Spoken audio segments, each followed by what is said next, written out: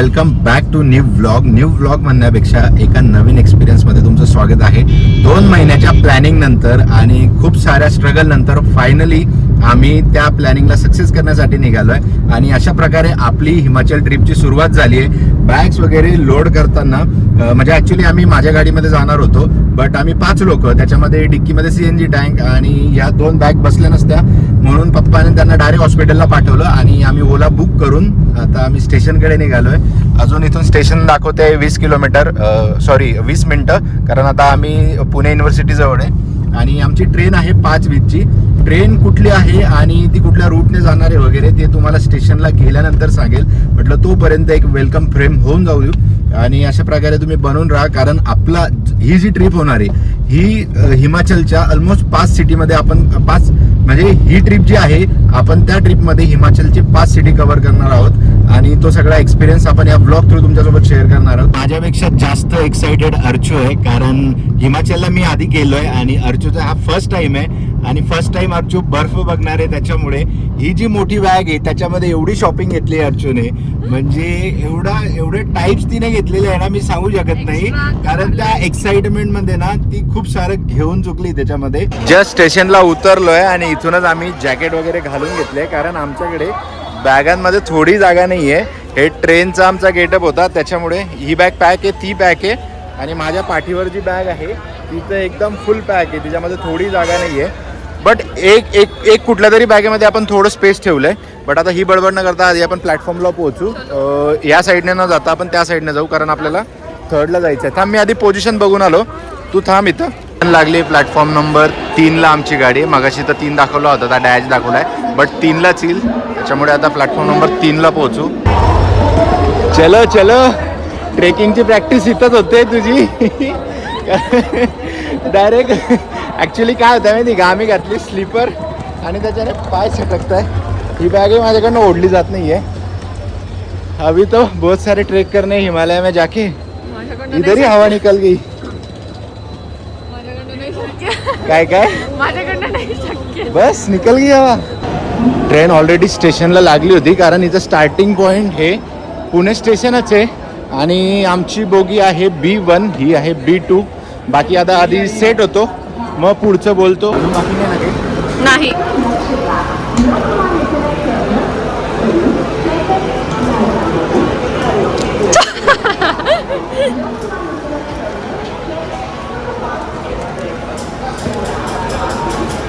ते काय लोटलं ना.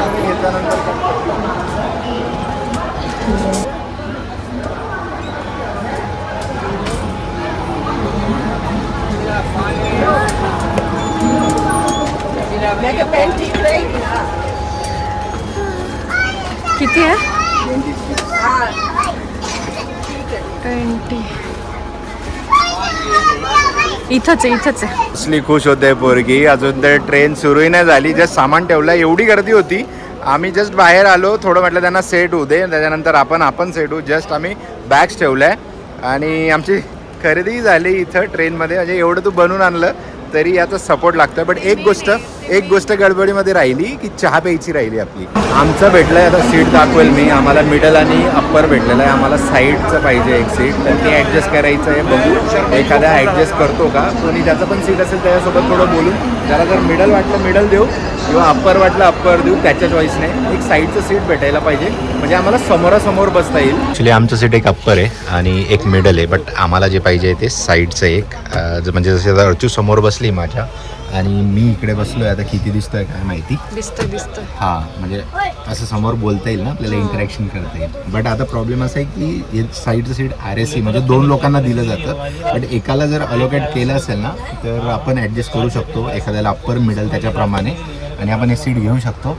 म्हणजे दोघांचं काम होईल. मेन म्हणजे प्रॉब्लेम काय, 2 फायदे. एक समोरासमोर बसता येतं, ठीक आहे, आणि जो मेन इम्पॉर्टंट वाला तो म्हणजे व्ह्यूसाठी माझी सगळी तळमळ चालू आहे. बाकी मेन थोडं मी ॲक्सेप्ट करतोय गोष्ट, नाही बसायचं आहे ना, बट प्रायमरी जो आहे तो व्ह्यू आहे. क्योंकि हम भाई नजारे देखने जा रहे हैं आणि नजारेत जर आपण दाखवणार नाही तर मग काय त्याला आहे. त्याच्यासाठी बुक करताना इथलं सीट नाही ना, ते आपल्यावर नसतं चॉईसवर, तो अल्गोरिदम तसा होतो.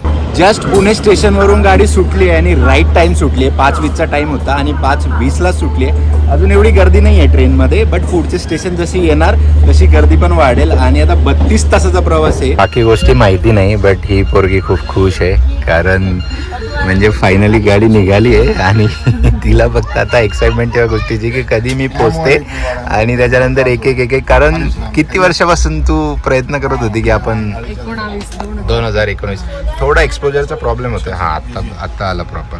ॲक्च्युली प्लॅन मीच बनवला होता की आम्ही दोघंच जाणार आहे. मग आता नेहमी आपण ट्रिपला जातो, दुसरे कसं बोलतात तुम्ही सांगितलं नाही आम्हाला, निघून गेले, विचारायचं होतं. मी बऱ्याचशा लोकांना विचारलं, त्याच्यापैकी 6 लोक आम्ही रेडी झालो होतो. आम्ही 2 फायनल, अजून 2 मेंबर होते आणि अजून 2 मेंबर होते. तर एक जसं मी प्लॅन इनिशियल बनवला की 10 दिवसात मला सगळं फायनल करायचं आणि तिकीट पण बघायचे होते. तर त्या 10 दिवसामध्ये 2 मेंबर उरले 4.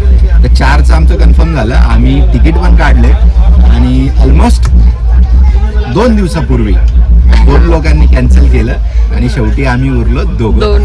बट ते म्हणतात ना की आम्ही ठाम होतो जाण्याचा. आमचा प्लॅन तर होताच, त्याप्रमाणे आम्ही आता दोघं चाललोय आणि ट्रेंडिंग रील प्रमाणे दोस्तोने ट्रिप कॅन्सल करके अवकाश दिखाली. म्हणजे मस्करी. ही ट्रेन ॲक्च्युली झेलम एक्सप्रेस आहे, बट आपलं एसीचं तिकीट आहे, बट मला वाटत नाही की एसीचं फिलिंग येते.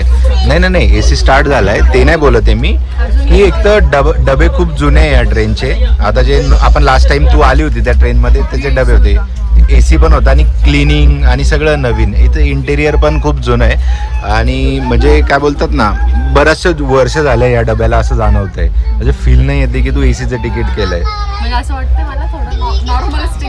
स्लीपर्स विदाउट एसी, बट आता एसी ऑफिशियली त्यांनी चालू केलं आणि आता जॅकेट जे घातलंय घालून निघाली, घरामधूनच त्याचा यूज होईल. ॲक्च्युली एसी चालू नाही केलाय, थोडं सफोकेशन सारखं होत होतं, त्याच्यामुळे आम्ही थोडंसं इथं हवा खायला आलो. बट डिस्टन्स खूप आहे. आणि अर्चूला मी तेच बोलत होतो की जेव्हा आम्ही कॉलेजला असायचो ना, जेव्हा सीझनमध्ये तिकीट नाही भेटायचं, दिवाळी वगैरे, नाही दिवाळीमध्ये तर जागाच नाही मिळायचं. असं हे पण जर अलाव नाही केलं, हे नाही केलं, तर आम्ही असं ही जी स्पेस असायची ना एसीच्या बॉक्समध्ये, तिथं बसून मग आम्ही भुसावळला जायचो मी नाशिकवरून. म्हणजे असं ते आता ते हा बॉक्स बघितला म्हणून मला आठवलं.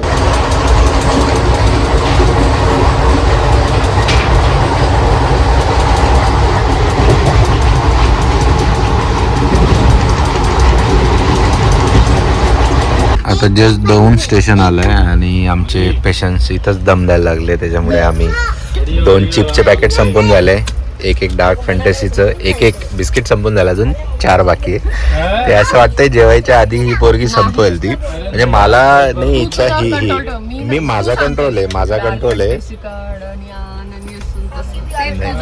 कंट्रोल आहे, तू तुझं बघ. किरण जस्ट आत्ता इथून आलाय. ॲक्च्युली मी क्लिप घेतली ती, पण इथे लाईट असल्यामुळे पूर्ण ब्लर झालं होतं.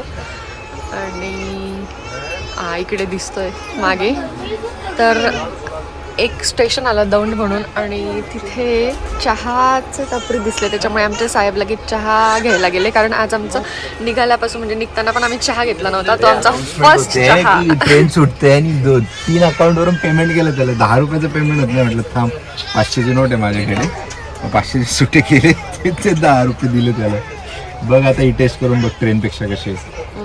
ती तुझ्यासाठी आणली, माझं नाव सगळीकडे चिपकवतो. तू पी, मला नाही पाहिजे. मला नाही पाहिजे, मी चॉकलेट खाल्लं, ते डार्क फॅन्टसी खाल्ली, मला नाही पाहिजे चहा. नाटकी तू, चहा तुला प्यायची होती म्हणून मी उतरलो. आता मला मी ऑलरेडी सांगितलंय चहा लवर कोण आहे, कोण कधीही चहा पिऊ शकतं. त्याच्यामुळे पब्लिकला विश्वास बसेल की तो तुझाच चहा आहे. तुला घ्यायची नाही ना, पक्का ना? हो. ठीक आहे. दिला सिग्नल. अहमदनगर स्टेशनला थांबलो होतो, थोडं खाली उतरलोय पाय मोकळे करण्यासाठी. म्हटलं झोपायच्या आधी थोडेसे पाय मोकळे व्हायला पाहिजे. आणि हां चलो चल.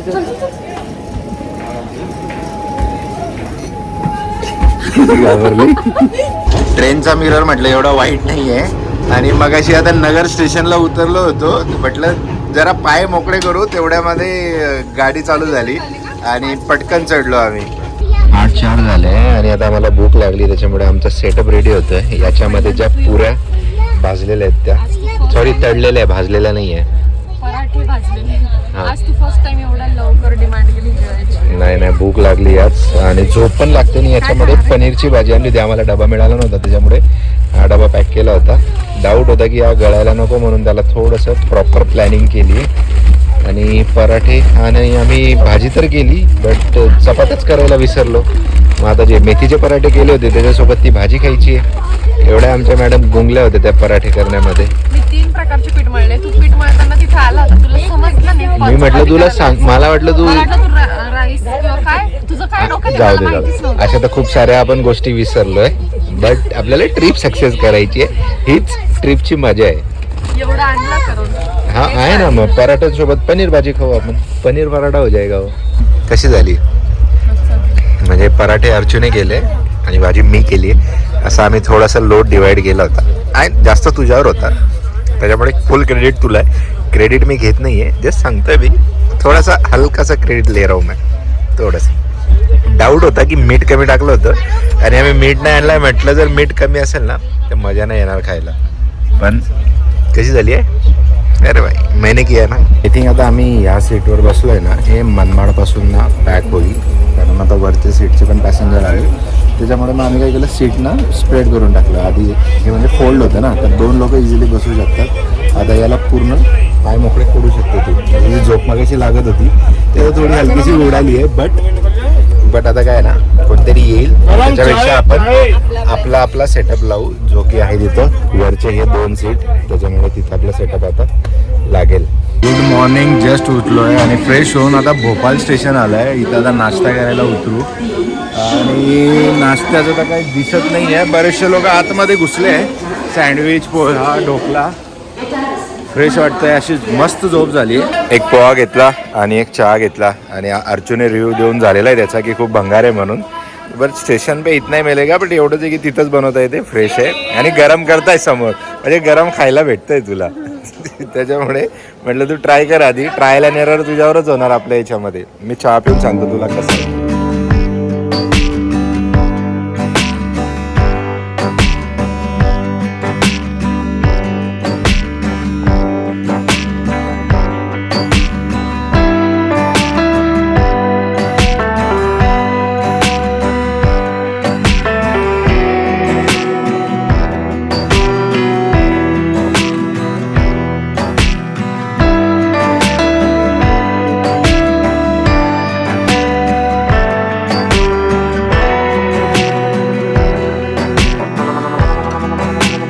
हे एक स्टेशन आलंय विदिशा. बट ह्या रूटला कसं आहे की मोठे स्टेशन खूप कमी आहे आणि हे 2 मिनिटाचा स्टॉप आहे इथं. जसं आता इकडे लोक उतरत आहेत आणि त्याच्यामुळे आम्हाला खाली उतरता येणार नाही म्हणून आम्ही थोडं गेटमध्ये उभं आहे. थोडं प्रिकॉशन घेऊन उभं आहे. थोडे लांब उभे आहे. आता थांबले म्हणून आम्ही दरवाजावर आलो आहे कारण आम्हाला घ्यायचं आहे ऊन. आतमध्ये थंडी वाजते आणि सगळे आता जस्ट उठत आहे फ्रेश होत आहे आणि आपली तयारी करताय. तर म्हटलं आता ते बघण्यापेक्षा आपण थोडं गेटमध्ये उभं राहून थोडा उन्हाचा आनंद घेऊ आणि 1-2 थोडासा फोटोशूट. इंस्टाग्रामला मॅडमांचा फोटोशूट चालू आहे म्हणजे टाकायचं अजून पोस्ट करायचं आहे. अजून थोडं सेफ्टी बघून आम्ही प्रयत्नशील आहेत की चांगला फोटो कसा येत नाही अजून कारण ऊन एवढं स्ट्रॉंग येतं आहे ना की म्हणजे डोळ्यांमध्ये घुसतंय डायरेक्ट. डोळे कंटिन्यू ब्लिंक करतायत तिचे माझे नाही. मी गॉगल घालून बोलतोय कारण अरे मग आता जास्त बोलायचं आहे ना.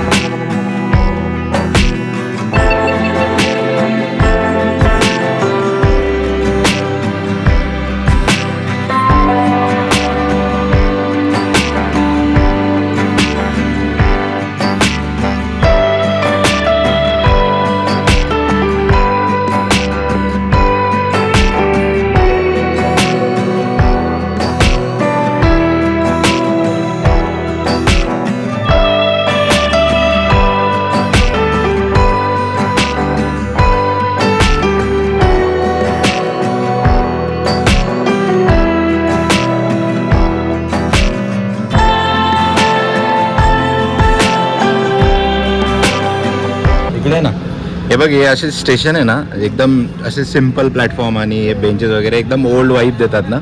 म्हणजे असं असे स्टेशन पाहिजे एकदम पॅक फुल पॅक गर्दी नको. जसं आपलं रावेर साईडचं स्टेशन होतं बघ ना पूर्ण स्टेशन असं एकदम कमी गर्दी आणि एकदम ओल्ड वाईबवालं देते. आणि हे आता मला खेचते कारण तिला असं वाटतं की बाहेर चाललं नाही बट ट्रेन सुरू झाली आहे आणि मोबाईलचा हात थोडा आतमध्ये घेतो, कारण बरेचसे व्हिडिओ बघितले आहे की लगेच हाताला झटका मारून मोबाईल गायब करतील. भोपाळवरून निघून 1 तास झाला आहे, बट ना बसून बसून डायरेक्ट झोपायला लागली. सुरुवात हिने केली, हिला एवढी झोप येते, कधीची बोलते माझ्या कानात, कारण हिला बघून मला झोपायला लागली. आणि लगेच नशिबाने स्टेशन आलं 5 मिनिटाने. म्हटलं चल खाली उतरू, जरा पाय मोकळे करू, नाही तर ती झोप येईल ना. कारण आता दिवसा सीट नाही लावू शकत ना आम्ही, आणि वरती सगळ्या सीटवर सामान ठेवलं आहे. त्याच्यामुळे म्हटलं आता अशीच झोप उडवायला लागेल. आणि थोड्या वेळानं आता काहीतरी खाऊ, म्हणजे ती आलेली झोप जाईल. कारण आमच्या समोर सिमिलर चेहरे आहे ना, ते चेहरे बघून बघून बघून बघून कंटाळा येतो. त्याच्यामुळे म्हटलं चल आता प्रत्येक स्टेशन आलं ना 2-2 मिनटं उतरायचं, कारण स्टॉपच तेवढा आहे 2 मिनटाचा. डायरेक्ट मोठा स्टॉप तुला भेटेल आता इथून दिल्ली. सिग्नल भेटला लगेच चढते, तिला वाटतं की ट्रेन सुटून जाते. थांब, वाटतंय का ट्रेनमध्ये असं वाटतं काहीतरी वरती लेअरवर लेअर बिल्डिंगवर बिल्डिंग बांधली ना, काय अँगलचा खेळ बघतो. तो फक्त दरवाजा म्हणजे फर्स्ट फ्लोअर, तो वरचा सेकंड आणि त्याच्यावरचा थर्ड सिक्वेन्समध्ये वाटतंय. झाली इमॅजिनेशन झालं. दुपारी मस्त 3 तासाची झोप घेतली आहे, कारण मगापासून एवढी झोप येते तर मग 11-11:30ला. इथं 12 वाजेला गेली, झोपली मी 1-1:15च्या आसपास झोपलो. आणि आता 4-4:30ला उठलो आहे आणि ग्वाल्हेर सोडलं आहे. आम्ही फ्रेश व्हायला गेलो, तोपर्यंत ग्वाल्हेर स्टेशन गेलं. आता एक छोटं मुरेना म्हणून स्टेशन आलं आहे, इथं काहीतरी चहा वगैरेचा ॲडजस्टमेंट आम्हाला करायची आहे. आणि आता इथून म्हणजे आपण ऑफिशियली 1 तासाने, आता इथपर्यंत 23 तासाचा प्रवास पूर्ण केला आहे, 23 तासाचा.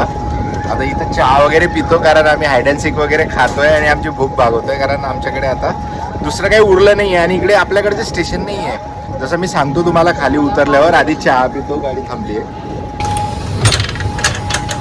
चलो. अरे अरे बापरे, काहीच नाही, एक दुकान नाही इकडे. चल चल पण मला वाटत नाही आहे. अरे चिप्सच आहे राव, काहीच दुकान नाही आहे अजून. तिकडे कन्स्ट्रक्शन चालू आहे या साईडला पूर्ण. हे तो तोडतंय स्टेशन, मुश्किल आहे भैया, मुश्किल आहे. सारखं सारखं सारखं चिप्सच आहे अर्चू यार, काहीच नाही आहे, फक्त चिप्स आहे, फक्त चिप्स आहे. चहा पण नाही आहे, तेच तेच आहे. काही चिप्स वगैरे घ्यायचे आहे तुला? मला वाटत नाही चिप्स घेऊन अर्थ आहे. चल.